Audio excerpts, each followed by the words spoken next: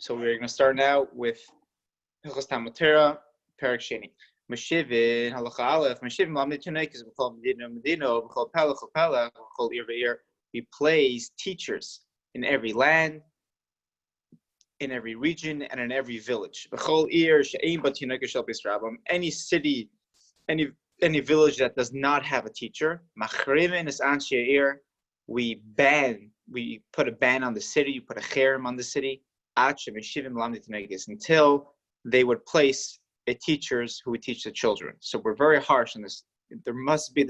There's zero tolerance for not having teachers and for not having school open. And if they didn't open a school, if they didn't place any teachers, we put a ban on the city.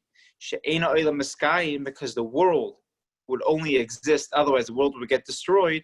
The reason why the world exists and what's constantly giving the world life is the pure Torah that comes from the mouths of the children. So if we stop, God forbid, Jewish education, if we stop having schools for children or anything like that, then we're putting the entire world in danger, and the world will not continue if there wasn't anybody learning at that second. So that's why it's extremely important to have schools for young children. The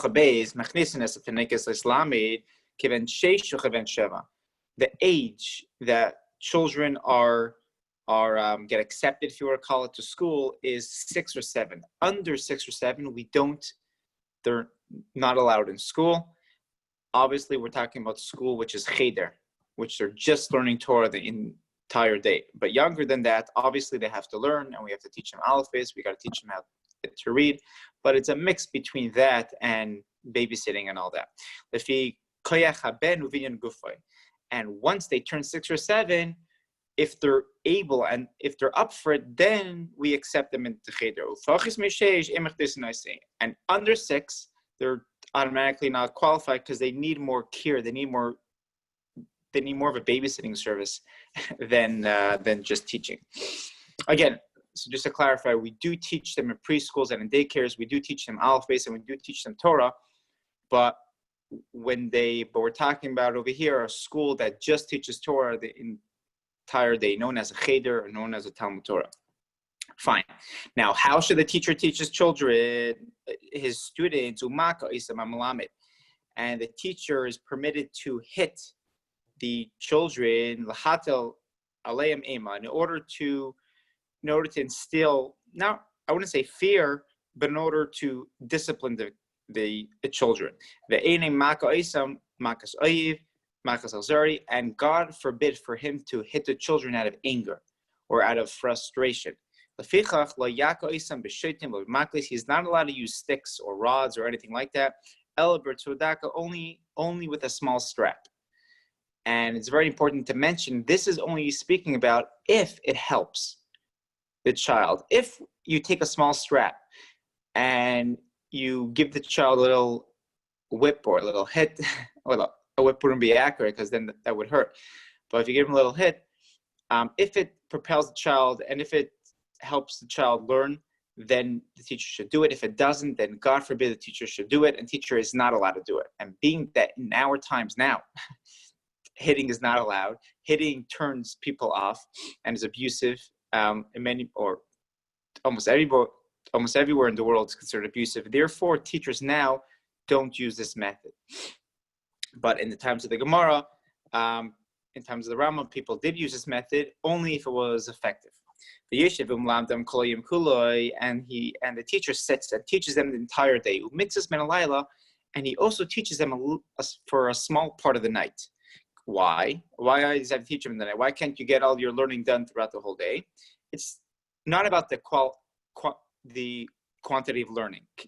So why does he teach them in the night? The children should know that Torah is something that we learn the entire day. Torah is our life.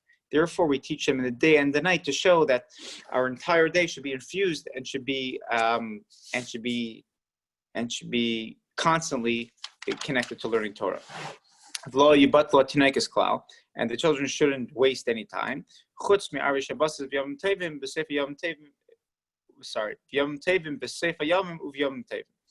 the only time that we give vacation from schools is Erev Shabbos and Erev Yontif.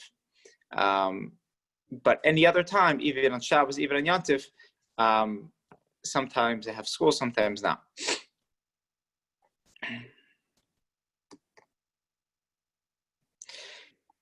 One of the reasons I heard why we don't have school on Shabbos and Yontif, so the children should feel as if it's a holy day, as if it's different than the rest of the week. If we keep them to the same routine, if we had the same school, but they just wouldn't write and they just wouldn't do the laws, basically like they wouldn't violate Shabbos or anything like that, it's going to give the child a different feeling of the Shabbos and Yontif. They know is that Shabbos Yontif is different. We don't have school. Helps them realize that it's more of a holy day, it's more of a different day, it's more of an exalted day, and that's why we don't have school on Shabbos and Yontif. Aval b'Shabbos occur b'tchila, aval shoynim b'rishon. Right, so we don't start new material. We only start new material on Sunday. The Rambam brings over here brings out the importance of children learning Torah, and that is that if Mashiach comes this second, and the Beis Hamikdash needs to be built, right? There's different parts that we need to fix up, and we need the help of the children in order to build it. They have to bring stuff or whatnot. We don't stop them in the middle of learning. If Mashiach comes right now and we need their help in order to build the Beis Hamikdash, we don't go to a nearby school or nearby classroom and ask them to come out to help us. No. The aim of Vatlam Tinaikis, we don't interrupt the children from the studies. Afilu lebinyan Beis Hamikdash. We don't stop them even for building Beis Hamikdash. So nothing is an excuse. There's no good excuse to cancel school or to cancel class from them learning.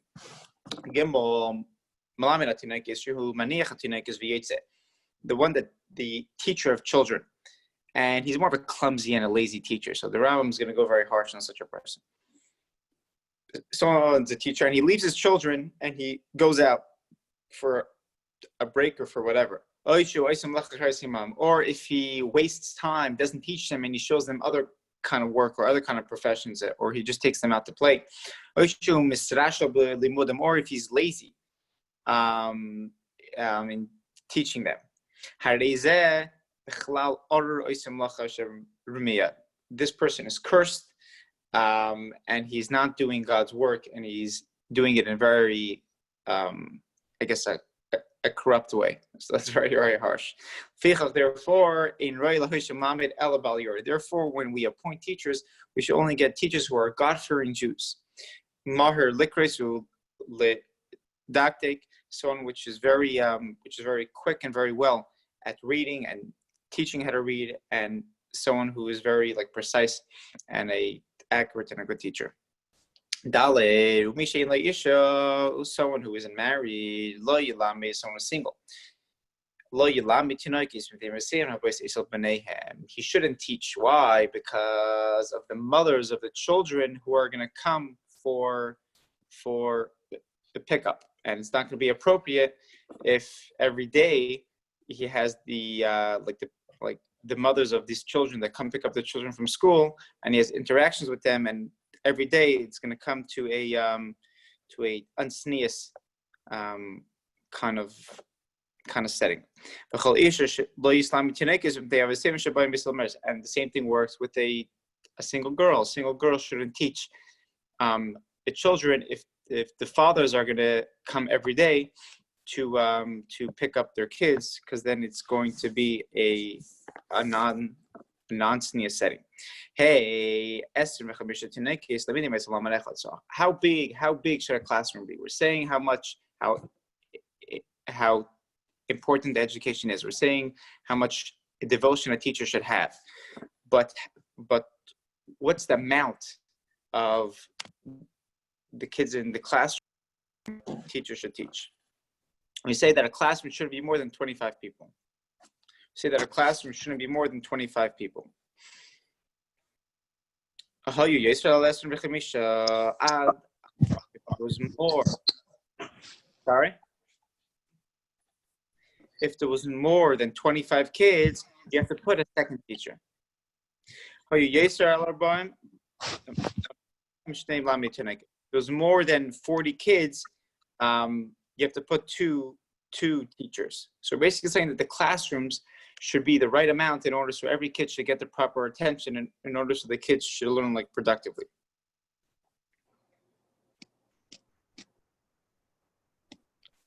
Fine. So in super short, if 5 kids, you have 1 teacher. If you have between 25 to 40 kids, you have 1 teacher and 1 helper.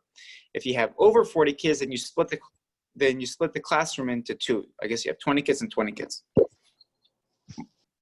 Halacha vav melichin esakata mimilamid lemelamed acher shumar mimenu b'mikra b'diktok. If the child is excelling in learning, if he's doing great, then you bring your child from one teacher to another teacher, to a teacher who's more quicker in teaching chumash or in teaching grammar. When do we say this? We're talking about if the setting, if it was one city, and if it was safe to bring the child to the other school. There wasn't a river with a shaky bridge. But if that consists of, if the only school in town, if there's only one school in your town, and the better school was in a nearby town, and in order to go to the nearby town, you need to cross a bridge, and it's a little bit dangerous, then we say no, that's already too much. Aval, now in the words of the Rambam, aval me'ir la'ir, if you're going from one city to the next city, mitzad ha'nahar l'tzidei afilu ba'isa'ir, or if you're going over a river, even in the same city, ein me'lichan asakatan, we don't bring the child to the next school, elam kein ha'ya binyan bari, unless it was a proper bridge, it was a healthy bridge, al gabi nar, that was on top of the river. Binyan she'enei roi lipo b'mehera, like a bridge that there's no risk of its falling. So basically, if your child's up for skipping a grade, if your child's up for going to a better school, then you do pull out your child. You shouldn't think, no, there's loyalty to my school. I want to keep my child in my school. He's not doing that great in this school, but that's too bad because I want to support the school. We say, no, you got to worry about your child. Again, we're not talking about putting the school at risk over here. We're just saying if you have a choice to move your child to a better class, to a better school, you should do that. But if it causes danger, like in any way, then we say that you don't have to put your child in danger to put him in a better class, but if you have the option, you should definitely do that. Okay, the last halacha zayin. If there was a couple people living in a alleyway or in a courtyard, right? And one of them wants to make a school, right? So the zoning issues, right? If you want to make a school in my house, back in the day, they didn't have most of the schools, if you want to call it, it was basically the children, they brought the children to the teacher's house, or at least many of them. Many cases, they brought the students to the teacher's house. So if you're in a courtyard or if you're in an alleyway, it disturbs other neighbors that there's just children walking in and out, I guess, but recess time, or I guess when they're bringing the kids to school and taking them out of school. So you would think that some of the neighbors could protest and say, listen, I don't want a school in this, in my courtyard or in my immediate area. So let's see it in the words of the Rambam. Zayin echad b'pnei mavoi, if one of the people from the alleyway or from the courtyard should be his mom, he wanted to become a teacher and he wanted to teach, he wanted to create a small classroom. I feel echad b'pnei achatzer in Yachol Shchina.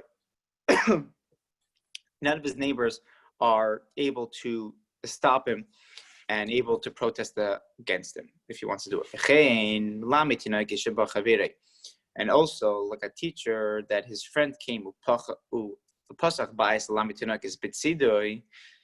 if someone had a school going and his friend from another city, or not even from another city, but his friend came and opened up a second school, a straight-out competition right next to him,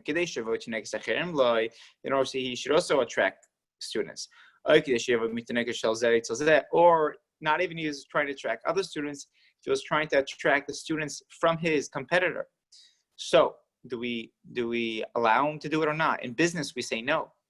If someone has a bagel shop, if there's only one bagel shop in town, it's a smaller town, and you want to open up a bagel shop right next to him, or even across the street from him, we say no, because you're taking away his business. But in schools, we say that you're allowed to. We say, in the words of the Rambam, he is not allowed to protest against it. You're allowed to, there's no competition when it comes to schools, when it comes to Jewish schools. Why?